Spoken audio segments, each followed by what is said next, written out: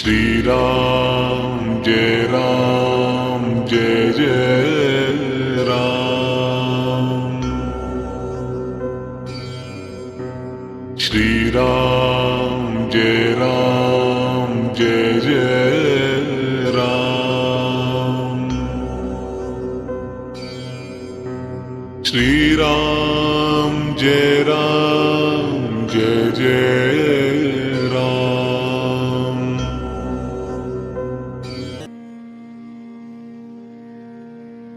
द्वितीय सर्ग। राजा दशरथ द्वारा श्री राम के राज्याभिषेक का प्रस्ताव तथा सभासदों द्वारा श्री राम के गुणों का वर्णन करते हुए उक्त प्रस्ताव का सहर्ष युक्त समर्थन।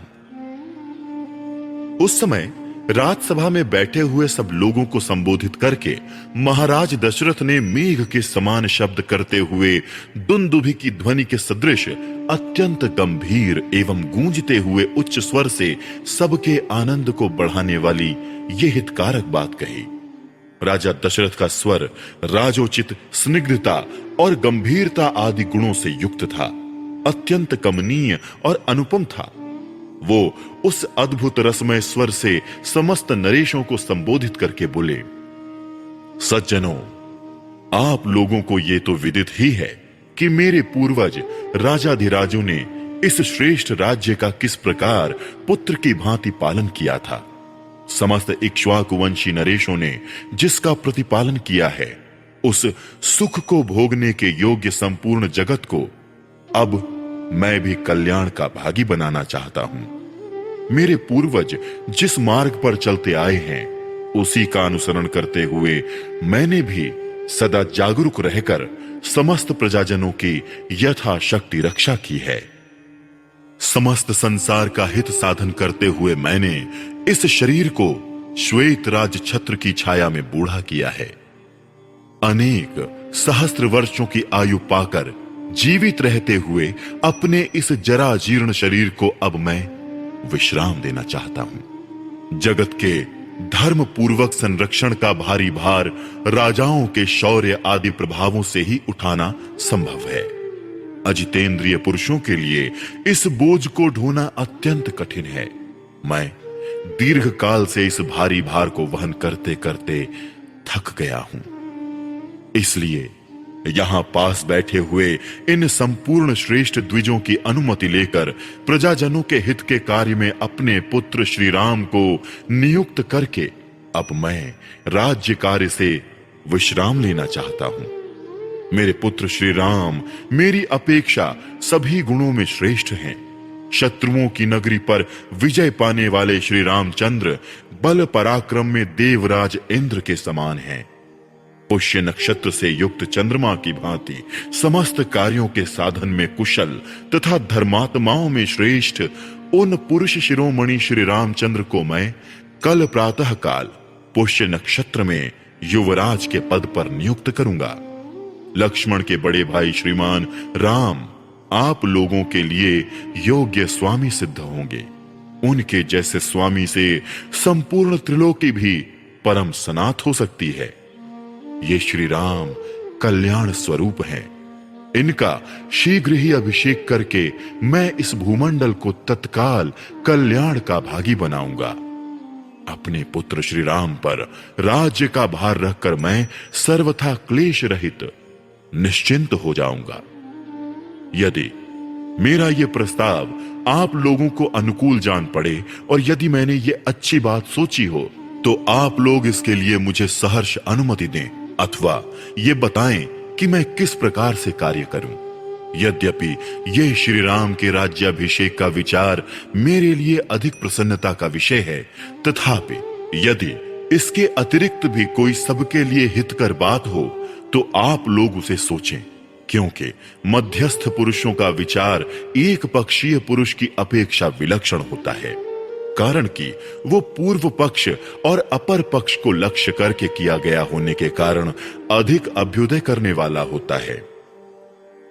राजा दशरथ जब ऐसी बात कर रहे थे, उस समय वहां उपस्थित नरेशों ने अत्यंत प्रसन्न होकर उन महाराज का उसी प्रकार अभिनंदन किया जैसे मोर मधुर केकारव फैलाते हुए वर्षा करने वाले महामेघ का अभिनंदन करते हैं।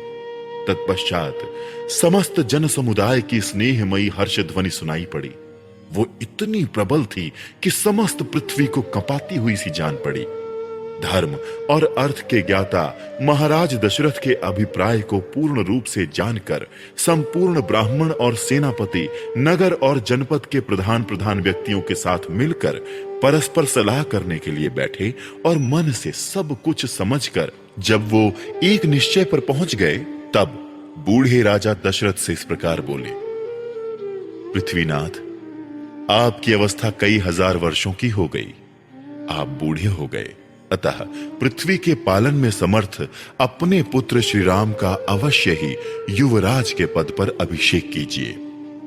रघुकुल के वीर महाबलवान महाबाहु श्री राम महान गजराज पर बैठकर यात्रा करते हों और उनके ऊपर श्वेत छत्र तना हुआ हो, इस रूप में हम उनकी झांकी करना चाहते हैं। उनकी यह बात राजा दशरथ के मन को प्रिय लगने वाली थी। इसे सुनकर राजा दशरथ अनजान से बनकर उन सब के मनोभाव को जानने की इच्छा से इस प्रकार बोले। राजागण, मेरी यह बात सुनकर जो आप लोगों ने श्री राम को राजा बनाने की इच्छा प्रकट की है, इसमें मुझे यह संशय हो रहा है, जिसे आपके समक्ष उपस्थित करता हूं। आप इसे सुनकर इसका यथार्थ उत्तर दें। मैं धर्म पूर्वक इस पृथ्वी का निरंतर पालन करता रहा हूं, फिर मेरे रहते हुए आप लोग महाबली श्री राम को युवराज के रूप में क्यों देखना चाहते हैं? यह सुनकर वो महात्मा नरेश नगर और जनपद के लोगों के साथ राजा दशरथ से इस प्रकार बोले। महाराज, आपके पुत्र श्री राम में बहुत से कल्याणकारी सद्गुण हैं। देवताओं के तुल्य बुद्धिमान और गुणवान श्री रामचंद्र जी के सारे गुण सबको प्रिय लगने वाले और आनंददायक हैं। हम इस समय उनका यत्किंचित वर्णन कर रहे हैं, आप उन्हें सुनिए। प्रजानाथ, सत्य पराक्रमी श्री राम देवराज इंद्र के समान दिव्य गुणों से संपन्न हैं। इक्ष्वाकु कुल में भी ये सबसे श्रेष्ठ हैं। श्री राम संसार में सत्यवादी, सत्यपरायण और सत्पुरुष हैं। साक्षात श्री राम ने ही अर्थ के साथ धर्म को भी प्रतिष्ठित किया है। ये प्रजा को सुख देने में चंद्रमा की और क्षमा रूपी गुण में पृथ्वी की समानता करते हैं। बुद्धि में बृहस्पति और बल पराक्रम में साक्षात शचीपति इंद्र के समान हैं। श्री राम धर्मज्ञ, सत्य प्रतिज्ञ, शीलवान, अदोषदर्शी, शांत, दीन दुखियों को सांत्वना प्रदान करने वाले, मृदुभाषी, कृतज्ञ, जितेंद्रिय, कोमल स्वभाव वाले, स्थिर बुद्धि, सदा कल्याणकारी, असूया रहित, समस्त प्राणियों के प्रति प्रिय वचन बोलने वाले और सत्यवादी हैं। वो बहुश्रुत विद्वानों, बड़े बूढ़ों तथा ब्राह्मणों के उपासक हैं। सदा ही उनका संग किया करते हैं। इसलिए इस जगत में श्री राम की अनुपम कीर्ति, यश और तेज का विस्तार हो रहा है। देवता, असुर और मनुष्यों के संपूर्ण अस्त्रों का उन्हें विशेष रूप से ज्ञान है। वो सांग वेद के यथार्थ विद्वान और संपूर्ण विद्याओं में भली भांति निष्णात हैं। भरत के बड़े भाई श्री राम गांधर्व वेद में भी इस भूतल पर सबसे श्रेष्ठ हैं। कल्याण की तो वो जन्मभूमि है। उनका स्वभाव साधु पुरुषों के समान है। हृदय उदार और बुद्धि विशाल है। धर्म और अर्थ के प्रतिपादन में कुशल श्रेष्ठ ब्राह्मणों ने उन्हें उत्तम शिक्षा दी है। वो ग्राम अथवा नगर की रक्षा के लिए लक्ष्मण के साथ जब संग्राम भूमि में जाते हैं, उस समय वहां जाकर विजय प्राप्त किए बिना पीछे नहीं लौटते। संग्राम भूमि से हाथी अथवा रथ के द्वारा पुनः अयोध्या लौटने पर वो पूर्ववासियों से स्वजनों की भांति प्रतिदिन उनके पुत्रों, अग्निहोत्र के अग्नियों, स्त्रियों, सेवकों और शिष्यों का कुशल समाचार पूछते रहते हैं। जैसे पिता अपने औरस पुत्रों का कुशल मंगल पूछता है, उसी प्रकार वो समस्त पूर्ववासियों से क्रमशः उनका सारा समाचार पूछा करते हैं। पुरुष सिंह श्री राम ब्राह्मणों से सदा पूछते रहते हैं कि आपके शिष्य आप लोगों की सेवा करते हैं ना? क्षत्रियों से ये जिज्ञासा करते हैं कि आपके सेवक कवच आदि से सुसज्जित हो आपकी सेवा में तत्पर रहते हैं ना। नगर के मनुष्यों पर संकट आने पर वो बहुत दुखी हो जाते हैं और उन सब के घरों में सब प्रकार के उत्सव होने पर उन्हें पिता की भांति प्रसन्नता होती है। वो सत्यवादी, महान धनुर्धर, वृद्ध पुरुषों के सेवक और जितेंद्रिय हैं। श्री राम पहले मुस्कुराकर वार्तालाप आरंभ करते हैं। उन्होंने संपूर्ण हृदय से धर्म का आश्रय ले रखा है। वो कल्याण का सम्यक आयोजन करने वाले हैं। निंदनीय बातों की चर्चा में उनकी कभी रुचि नहीं होती है। उत्तरोत्तर उत्तम युक्ति देते हुए वार्तालाप करने में वो साक्षात बृहस्पति के समान हैं। उनकी भौहें सुंदर हैं, आंखें विशाल और कुछ लालिमा लिए हुए हैं। वो साक्षात विष्णु की भांति शोभा पाते हैं। संपूर्ण लोकों को आनंदित करने वाले ये श्री राम शूरता, वीरता और पराक्रम आदि के द्वारा सदा प्रजा का पालन करने में लगे रहते हैं। उनकी इंद्रियां राग आदि दोषों से दूषित नहीं होती हैं। इस पृथ्वी की तो बात ही क्या है, वो संपूर्ण त्रिलोकी की भी रक्षा कर सकते हैं। उनका क्रोध और प्रसाद कभी व्यर्थ नहीं होता है। जो शास्त्र के अनुसार प्राणदंड पाने के अधिकारी हैं, उनका ये नियम पूर्वक वध कर डालते हैं, तथा जो शास्त्र दृष्टि से अवध्य हैं, उन पर ये कदापि कुपित नहीं होते हैं। जिस पर ये संतुष्ट होते हैं, उसे हर्ष में भरकर धन से परिपूर्ण कर देते हैं।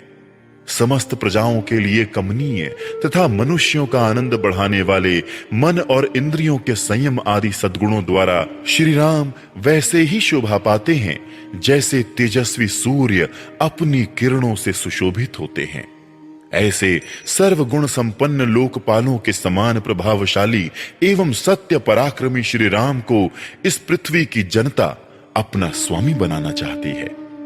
हमारे सौभाग्य से आपके वो पुत्र श्री रघुनाथ जी प्रजा का कल्याण करने में समर्थ हो गए हैं, तथा आपके सौभाग्य से वो मरीचि नंदन कश्यप की भांति पुत्रोचित गुणों से संपन्न हैं। देवताओं, असुरों, मनुष्यों, गंधर्वों और नागों में से प्रत्येक वर्ग के लोग तथा इस राज्य और राजधानी में भी बाहर भीतर आने जाने वाले नगर और जनपद के सभी लोग सुविख्यात शील स्वभाव वाले श्री रामचंद्र जी के लिए सदा ही बल, आरोग्य और आयु की शुभ कामना करते हैं। इस नगर की बूढ़ी और युवती, सब तरह की स्त्रियां सवेरे और सायंकाल में एकाग्र चित्त होकर परम उदार श्री रामचंद्र जी के युवराज होने के लिए देवताओं से नमस्कार पूर्वक प्रार्थना किया करती हैं। देव, उनकी वो प्रार्थना आपके कृपा प्रसाद से अब पूर्ण होनी चाहिए। नृपश्रेष्ठ, जो नील कमल के समान श्याम कांति से सुशोभित तथा समस्त शत्रुओं का संहार करने में समर्थ हैं, आपके उन ज्येष्ठ पुत्र श्री राम को हम युवराज पद पर विराजमान देखना चाहते हैं। अतः वरदायक महाराज, आप देवाधिदेव श्री विष्णु के समान पराक्रमी, संपूर्ण लोकों के हित में संलग्न रहने वाले और महापुरुषों द्वारा सेवित अपने पुत्र श्री रामचंद्र जी का जितना शीघ्र हो सके प्रसन्नता पूर्वक राज्याभिषेक कीजिए। इसी में हम लोगों का हित है।